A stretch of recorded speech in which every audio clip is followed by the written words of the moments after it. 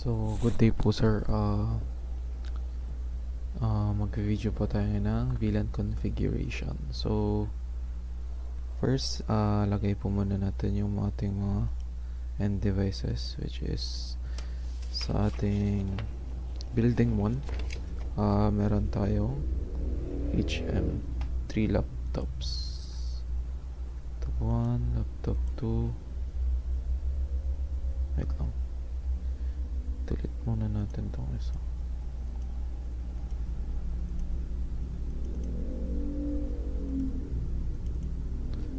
Laptop 1. So, laptop 2. Laptop 4. Tatlong laptop lang din. Isang desktop.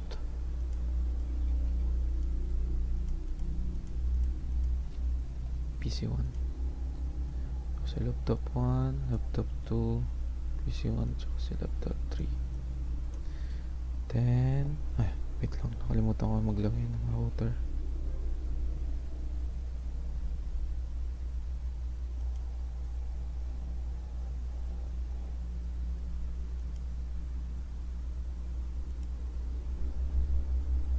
Wait lang. Saan na yun? Kalimutan ko yung gagamitin dito. Wait lang sir.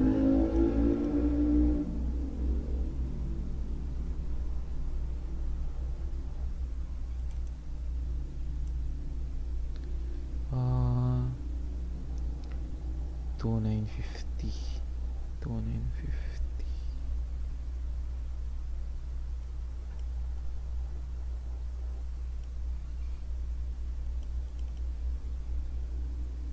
Ito na 50 dito.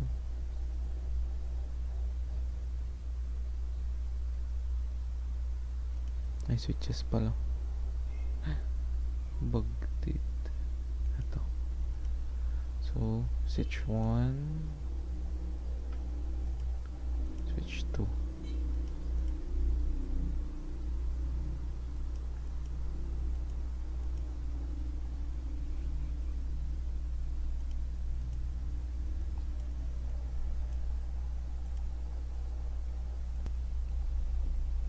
So, yung gagamitin natin is 295024.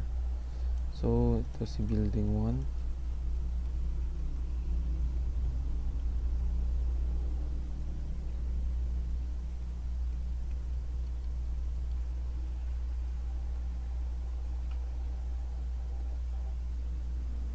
Switch 1. Then, si building 2.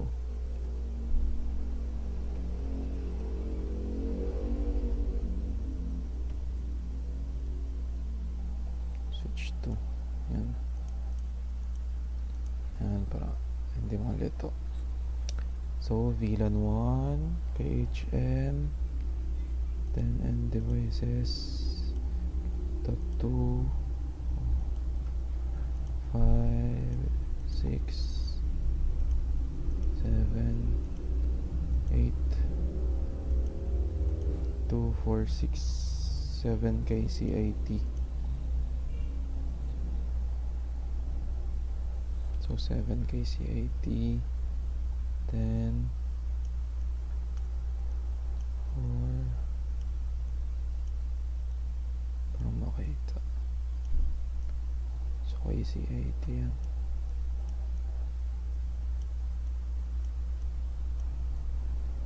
KHM, CIT, then KABA. Sa KABA, ilan? 6 laptops. So 1,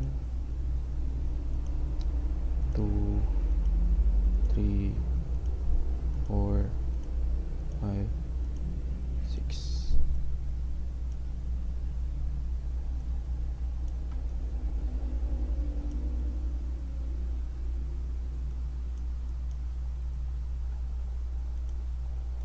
Zoom natin yan kasi hindi makikita.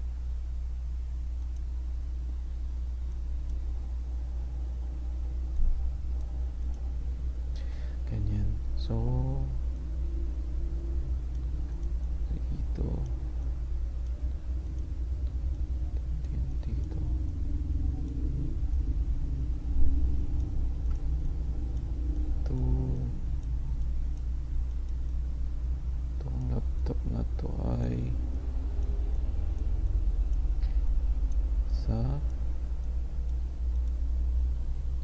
Kaba. So maglagay tayo ng note dito.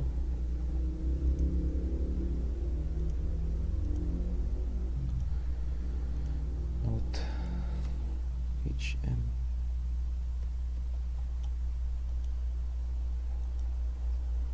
Dito Kaba. Ay, CIT pala.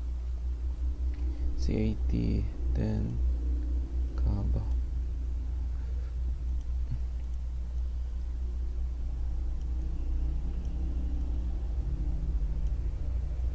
HM.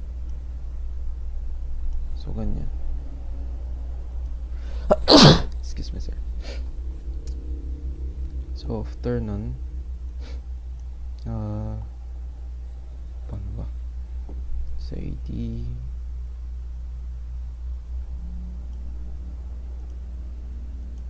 HM,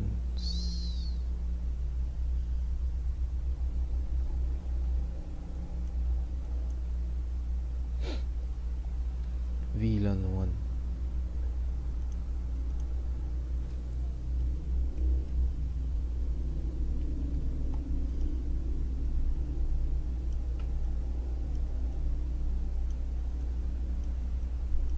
Yan, CAT VLAN 2.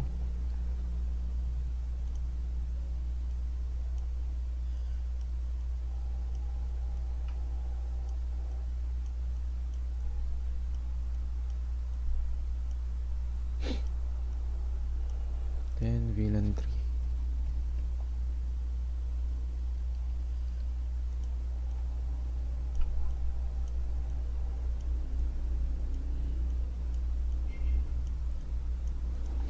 Then ganun ulit. So sa building 2, HM is may 5 laptop. 1, 2, 3, 4, 5. So yan.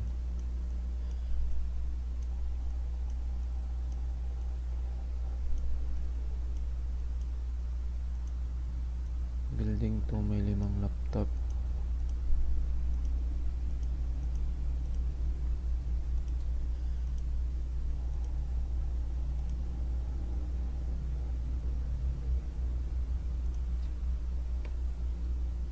Yun to CIT, tapos VLAN 3 which is Kaba.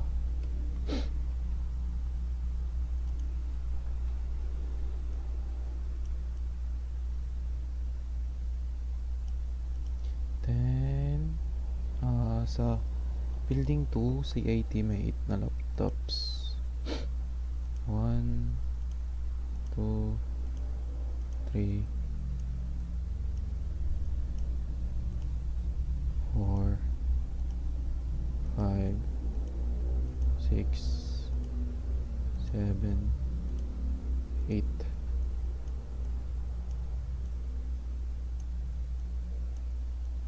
So may 8 na laptop sa CIT VLAN 2 building 2.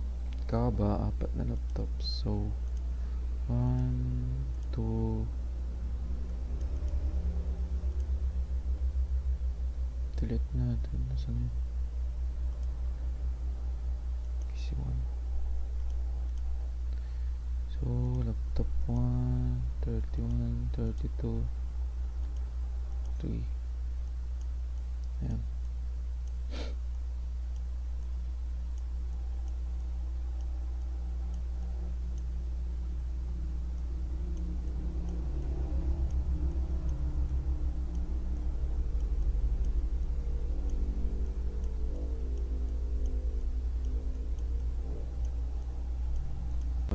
So, good day po sir. So, makita nyo, may design na siya, which is inulit ko lang ulit yung video kasi hindi na naman siya nagpakita yung pag-connect ko pala ng mga cable. So, ulitin natin. So, di ko naman siya inedit ko lang sir. So, sa first copper, so si PC1 Fast Ethernet. Then connect natin kay Fast Ethernet 1. Then PC2, laptop 2, connect natin sa laptop Fast Ethernet 2. PC3, connect natin sa laptop Ethernet 4, sa Fast Ethernet 3. Si PC4, connect natin Fast Ethernet, then connect natin kay switch Fast Ethernet 4. Then after nyan is si PC5, laptop 5, or si laptop 4, connect natin siya kay wait lang, port 1 to 6 kasi to, port 1 to 6 siya. So CHM sa VLAN 2, CHM is 1 to 4 lang muna sa so next is sa 7 to 15. So port 7 to 15.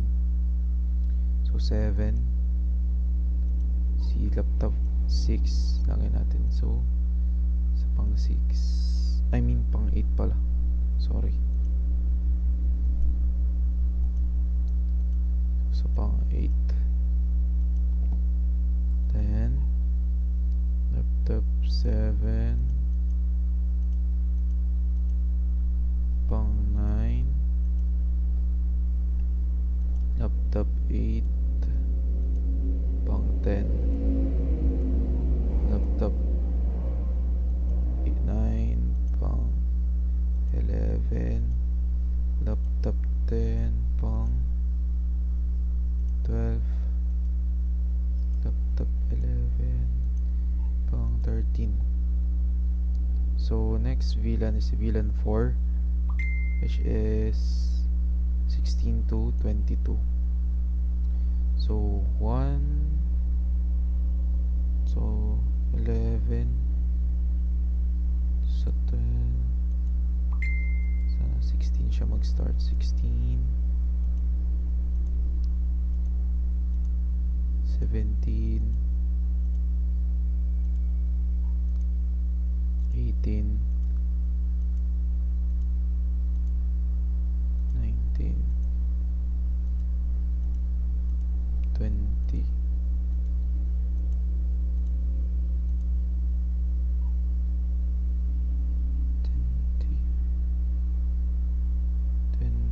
22, 21. Yan. So next is dito naman. So 17, kaya kabila niya si 1 port 1 to 6. So 1 to 6, 1, 2,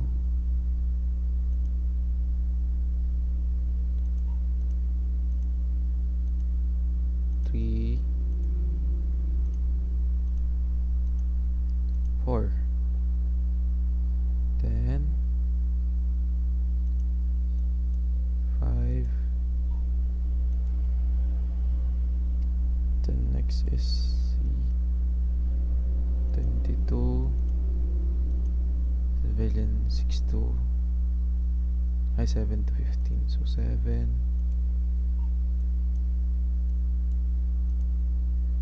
8,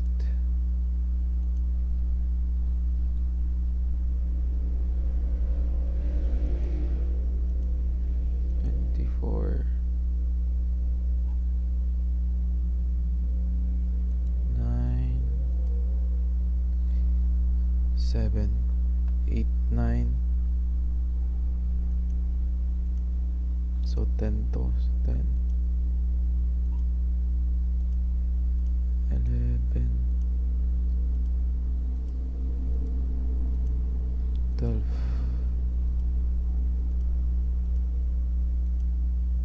13, 14. Tapos na pala. So 15 lang naman yan. So sa VLAN 4, ang port range niya 16 to 22. So 16, 17,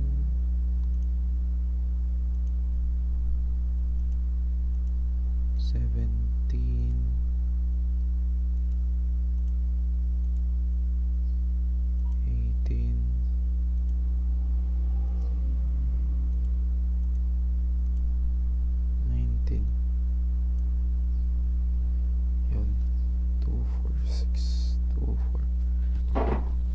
So okay na siya, sir. So next is yung pag-add na ng connection sa trunk port. So thank you, sir.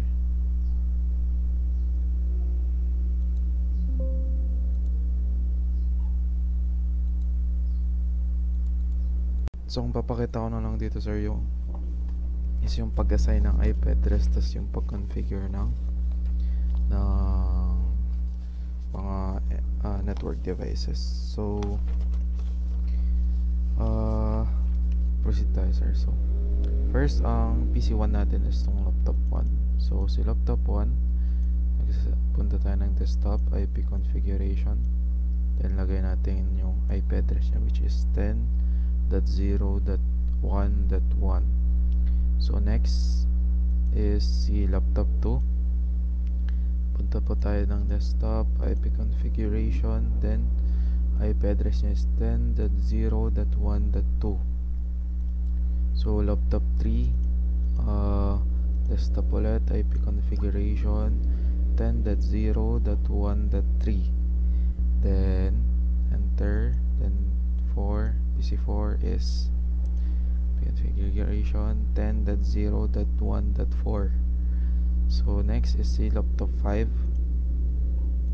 which is si laptop 4 dito. IP configuration is 172.16.0.1.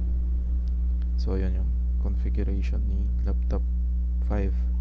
So si laptop 6, ang configuration niya is 172.16.0.2. Then si laptop 7, configuration niya is 172.16.0.3. and laptop 7 172.16.0.4 configuration niya. Then laptop 8 is 172.168.0.5. Tama, laptop 8. Laptop 9 pala. So laptop 10 is 172.16.0.6.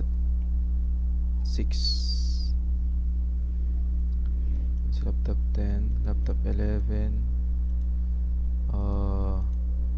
172.16.0.7. So next is C, laptop 12, 192.168.2.1. Then si laptop 13, 192.168.2.2. So laptop 14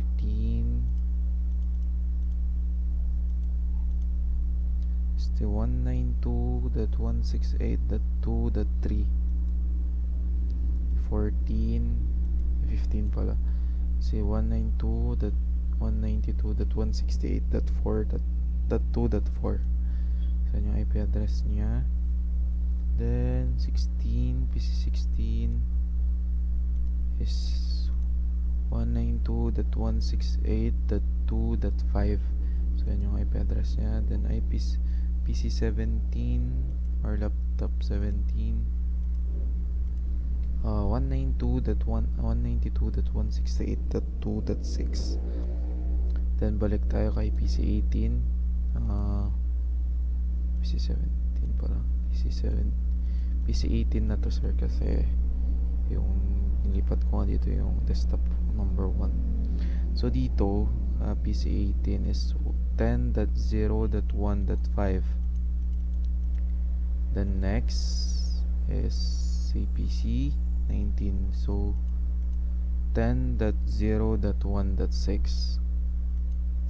Then enter, then PC20 10.0.1.7.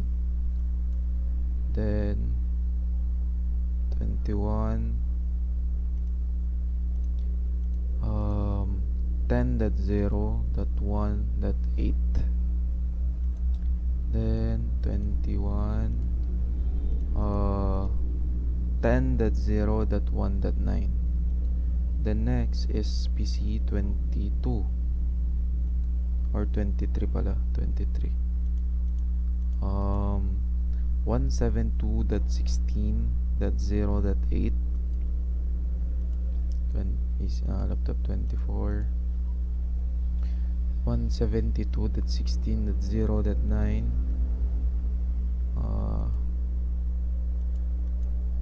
to 172.16.0.10 si PC25. PC26 next is 172.16.0.11. Then next is 172.16.0.12. Then PC28 is 172.16.0.13, and PC29 172.16.0.14, and PC30 172.16.0.15. So next is the laptop PC31. So 31 192.168.2.7, then 32 is the 192.168.2.8, 32 is 33 is 192 is 192.168.2.9. Then lastly is the PC34, which is IP configuration 192.168.2.10. So after po natin i-configure yung mga tawag dito, yung mga end devices natin or mga computer, proceed tayo sa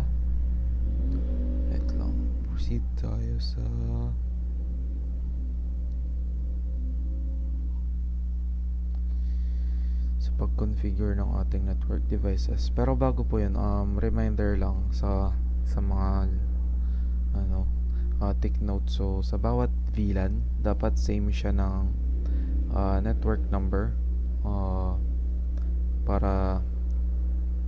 tsaka dapat same siya ng network number pero magkaiba sila ng host number. Yung network number niya is yung first na 3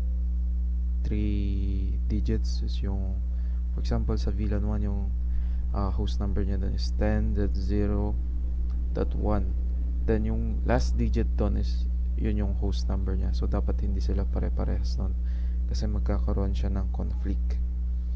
So next is mag-configure na tayo ng network devices. So save. So first, punta muna tayo sa switch. So as you can see, pag in-enter natin, lalabas na kagad si switch. So kung gusto natin is magkaroon siya ng protection ba. So first, punta tayo, enable natin siya.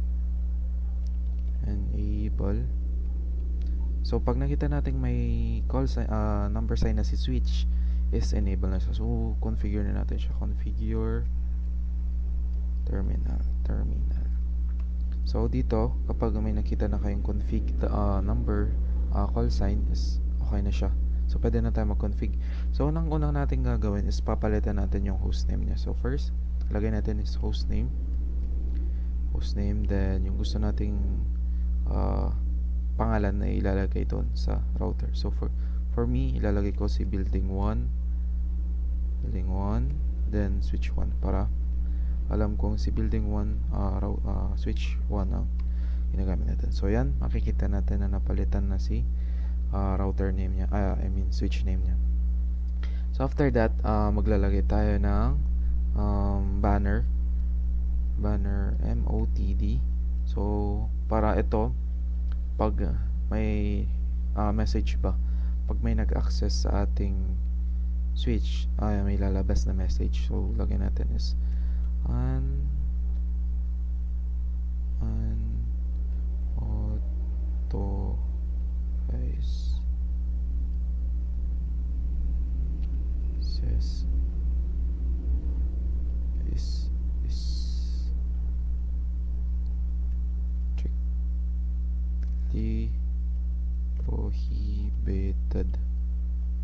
Then wag natin kalimutang maglagay ng call sign sa last. Then enter lang natin. So okay na yan.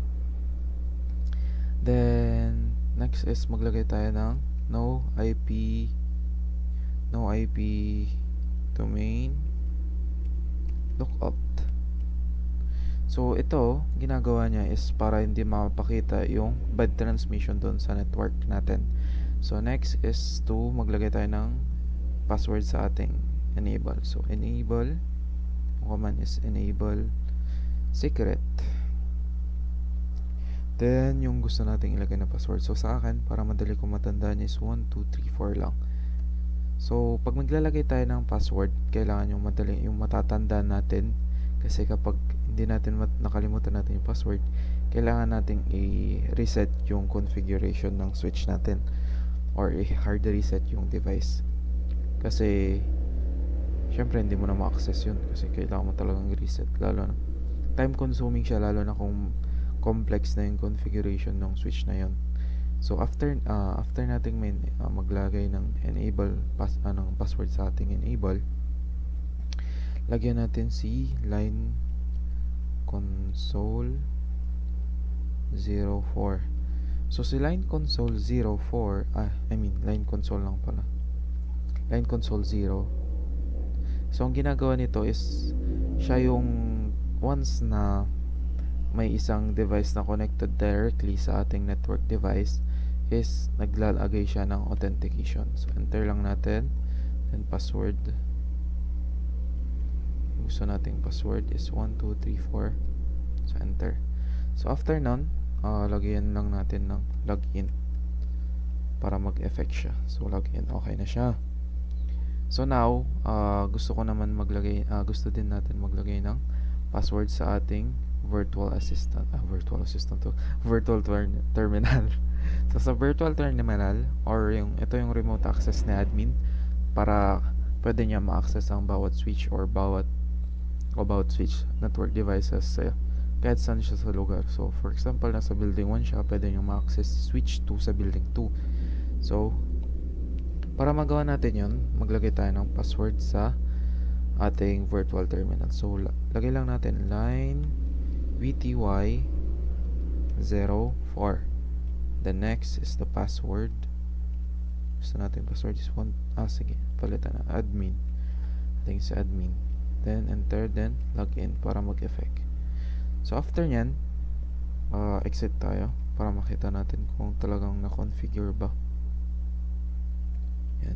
So pag nag-enter tayo, hindi na siya basta-basta magpapakita. So unauthorized access is strictly prohibited. So next is lagay natin yung password. So 1234, enter. So as you can see, hindi nagpapakita yung tinatype natin. So yan yung parang security feature din ni CLI. So next is the enable. So pag nalagay natin enable, may password din yan. So 1234. So nyan, pwede na tayo configure terminal. So pag ganyan, nakapasok na tayo. So okay na siya. So next, ang gagawin naman natin is kay switch 2. Ganun din. Same process lang. So switch, punta tayo ng enable, then configure terminal. So after natin sa configure terminal, ang una natin gagawin is palitan si hostname. Building 2 switch 2. Yan. So napalitan na natin yung hostname niya. Then next is the banner MOTD.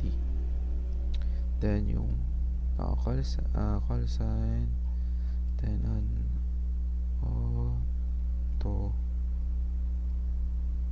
rise says this is strictly prohibited. Then wag natin kalimutan yung call sign sa dulo. Then after nyan, maglagay tayo ulit ng no IP domain lookup. So para hindi makita yung bad transmission dun sa ating network device. So after ng no IP domain lookup, enable secret na tayo. So enable enable secret. Lagyan na natin password yung ating secret. So ay yung ating enable. So 1 2 3 4. Then line console na tayo. Line console. Yung pala. Line con 0 yung ating shortcut. So line con 0, then password is 1 2 3 4, then login para kumana siya. So after nyan, next is C line VTY 04 para sa ating virtual terminal. Then password hindi ko nalagyan. So password was 1 2 3 4. I mean, okay, 1 2 3 4 na lang yan. Nalagay ko na eh. Then login para mag-effect siya. So okay na yan. So may nakalimutan ba tayo? So, tama na. So exit. Enter natin. So 1 2 3 4. Enable. Password is 1 2 3 4. Then yan. So configure terminal. So okay na. So next step natin is to assign VLAN ID at saka yung VLAN name. So paano ba? Click lang natin tong building ay yung switch 1 natin, then CLI, then enter tayo dyan. So 1 2 3 4, then enable, password is 1 2 3 4, then andyan na tayo. So first check muna natin yung default configuration nya, which is default. So show default VLAN, ay hindi, show VLAN brief pala, sorry dito na ako, show VLAN brief. So as you can see, wala pang naka-assign dyan. So gagawin muna natin is maglagay tayo ng VLAN ID tsaka VLAN name. So next natin yung pag-assign ng port. So first, configure terminal muna tayo. Configure terminal. After that, lagay lang natin yung VLAN, then assign natin yung number. So VLAN 2, then name is 4HM. Enter. So VLAN 3, ang pangalan niya is CIT.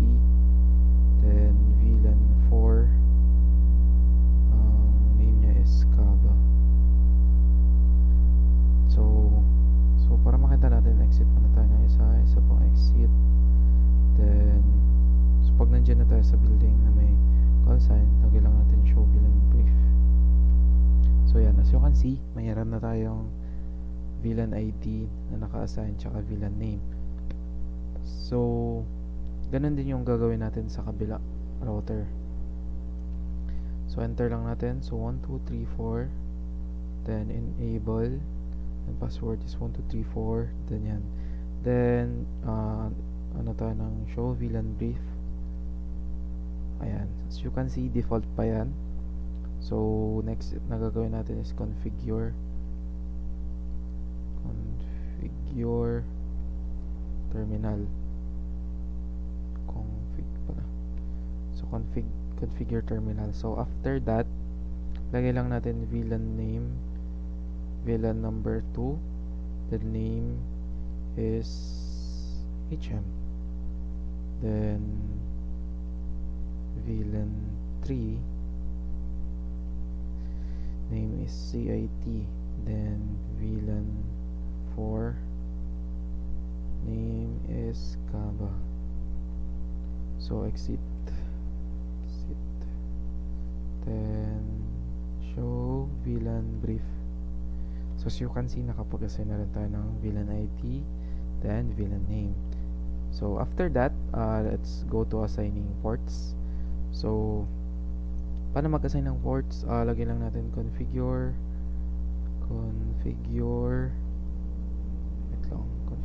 terminal, then interface range, then FA0 / yung port range na gusto nating i-assign. So from 1 to 6 is yan yung i-assign natin na port range. Then lagyan natin is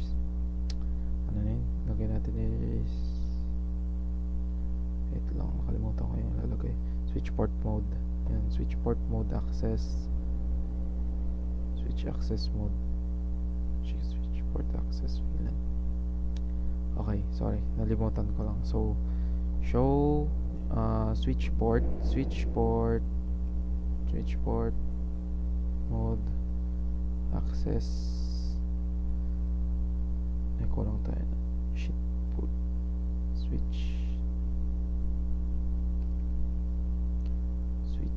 port mode access, then enter. Mali, switch port tama ba spelling ko? Ay, baliktad, sorry. Nalilito na ako sa dami ng activity.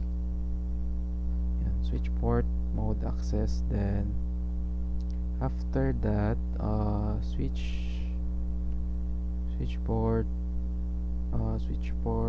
access VLAN, then i-assign natin yung VLAN na gusto nating i-assign. So VLAN so, kulang na naman. So switch port access VLAN to. So check muna natin if nakapaglagay ba tayo. So exit muna tayo. So show VLAN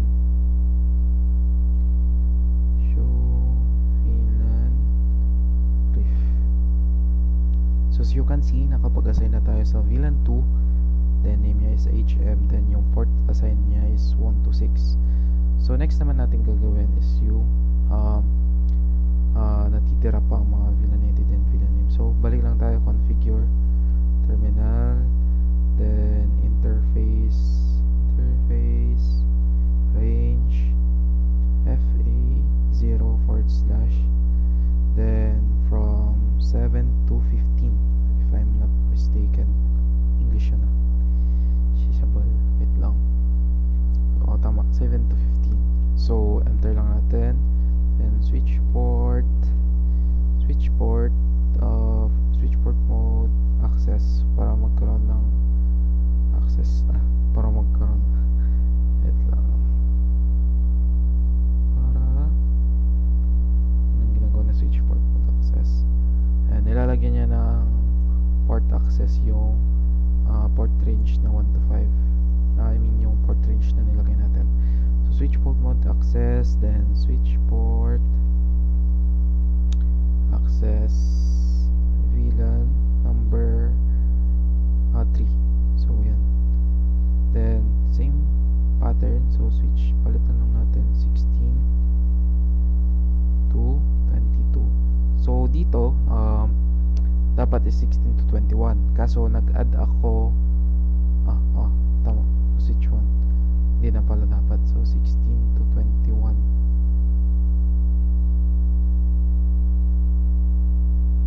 Wait lang. So dito 16 to 22. Nag-add ako ng isa in case na gamitin siya for access, ang tawag dito, for access port diagram. So optional naman siya. So ano lang, gamitin na lang natin yung nandun sa module. So 16 to 21 since na hindi naman tayo gagawa ng access diagram port, so gagamitin lang natin is 16 to 21. So after that, enter lang natin, then switch port mode access, then switch access VLAN 4. So now check lang natin if gumagana ba siya. So exit, then show VLAN brief. So as you can see, kompleto na yan. Kompleto na siya. Okay? So exit na natin to. Then next naman natin gagawin is set up is tong VLAN 2. Tong switch 2. So gagawin natin dyan is same lang, assigning ports na tayo. So configure terminal, and then interface range FA 0/126, then switch port mode access, then switch port access VLAN 2, then same process, palitan nyo lang yung port assignment. So 7 to 15, then switch port mode access, then switch port access VLAN 3. Yan. The next is interface range 16 to 21, then switch port mode access, and then switch port access VLAN 4. So next, exit check muna natin. So show VLAN brief. So as you can see, nakapag-assign na tayo. So next natin gagawin, wait lang, exit natin. So yan. So okay na tayo dyan. So next na gagawin natin is i-connect na natin siya. So yan, connect na, copper crossover. So 22 to 23, I mean 22 to 22. So sa pagko-connect ng what do you call this? Sa pagko-connect ng switch to switch, gagamitin natin is yung crossover na cable. So yeah, tama, crossover na cable. So pag-assign ng port nila, is yung gagamitin natin is yung outer, anong tawag dito? Yung out of the assigned port na port yung gagamitin natin. So for example, ang na-assign port, nagamit na port from sa ating switch 1 is 1 to 21. So kailangan ang gagamitin natin is labas doon. So for example, 22, 23, 24, doon pwede tigisa doon. Pero as much as possible, ma-leave out natin yung 20, 21, 22, 23, 24 na ports, kasi pwede natin siyang gamitin for connecting the router tsaka sa default na tawag doon, kalimutan ko na, sa wait lang, sa default na default VLAN pa. So preserve 2 ports for routers, yung isang extra is 2 ports for default VLAN. So if wala ka nang magamit, then gamitin mo, yun lang. So next naman natin gagawin is mag-assign na tayo ng VLAN, ang tawag dito, i-assign natin yung VLAN port. So pasok ulit tayo, 1, 2, 3, 4, then enable, then password is 1, 2, 3, 4, then configure terminal. So ang gagawin na natin ngayon is mag-assign na tayo ng trunk port na interface. So interface FA 0 / yung tawag dito, yung port na naka-assign. So ginamit natin is port 22. Then yan, interface, then switch port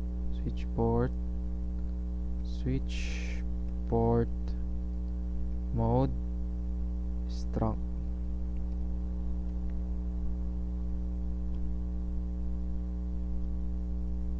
switchboard mode trunk. So after that, switchboard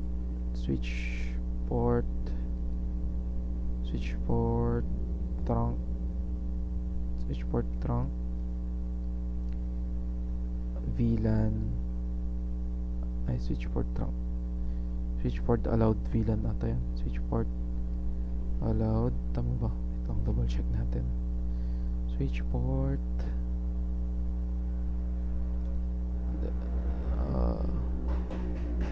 switchboard trunk allowed VLAN, so tama. So switchboard trunk allowed, switchboard trunk allowed VLAN 1 to 99. So ang gamit niyan is from VLAN 1 to 99 is pwedeng gamitin yung ating trunk port na cable. So yan, exit lang natin. Exit, wait lang, kalimutan ba ako? Okay na siya. So exit.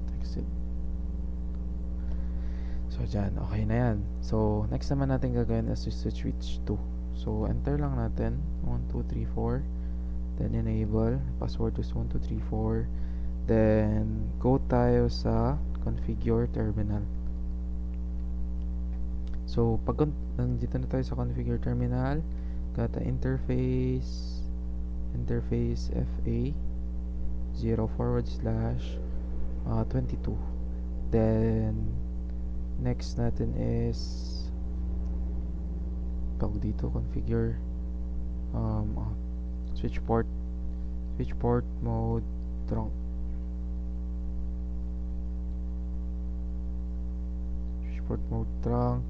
and then switchboard trunk allowed VLAN 1 to 99. Okay, so exit.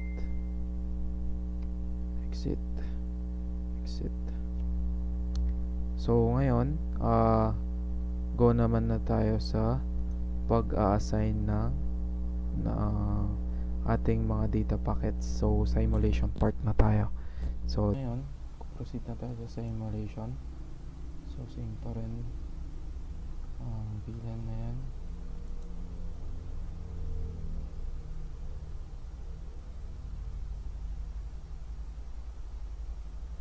Set lang natin.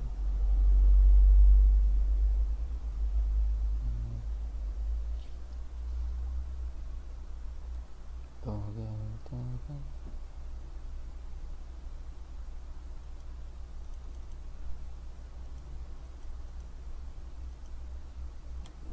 Ano siya? Not responding.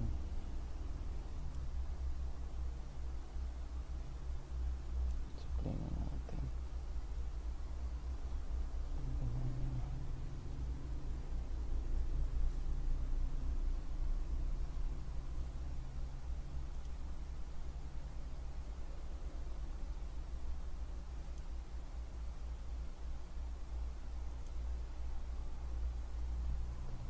Okay, nag-log na naman siya.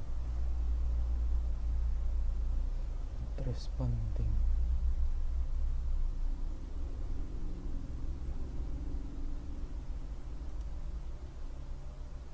Not responding pa rin.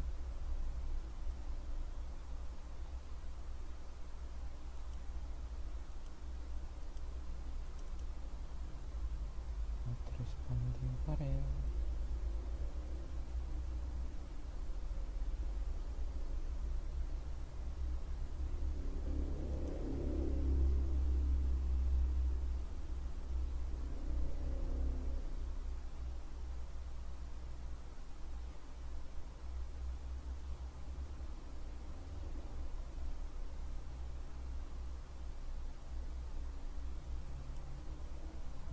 Wait.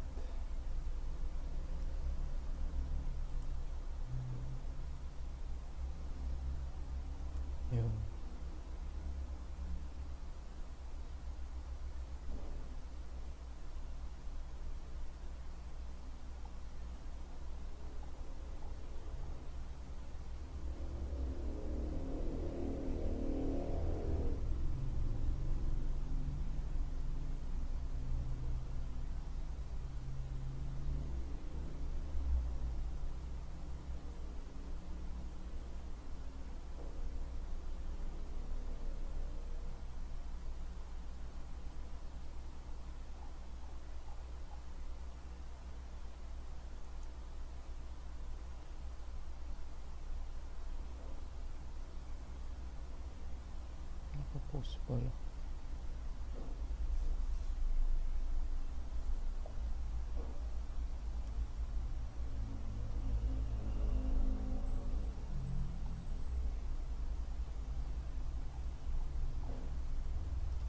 Successful.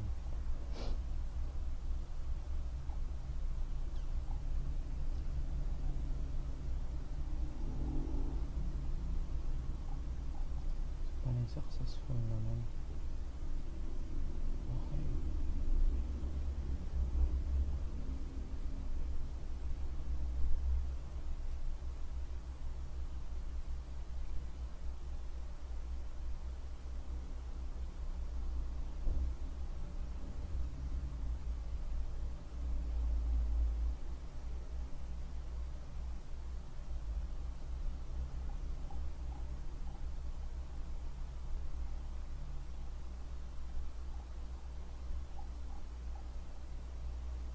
Successful pa naman siya.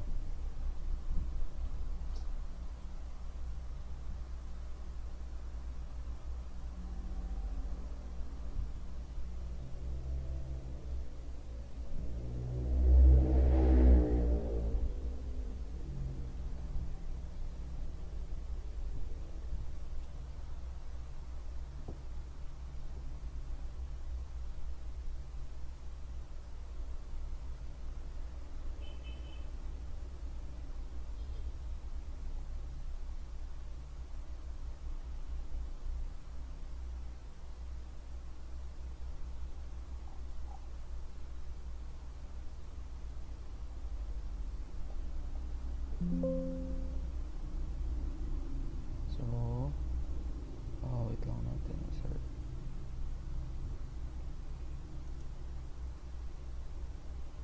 Hindi naman not responding.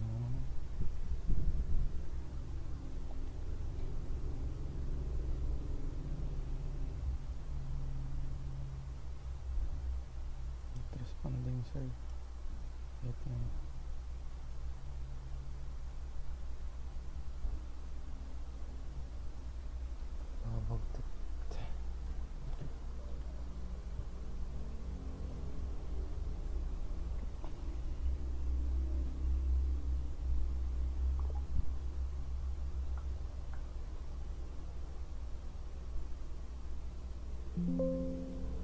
So, yan. So, view previous event natin.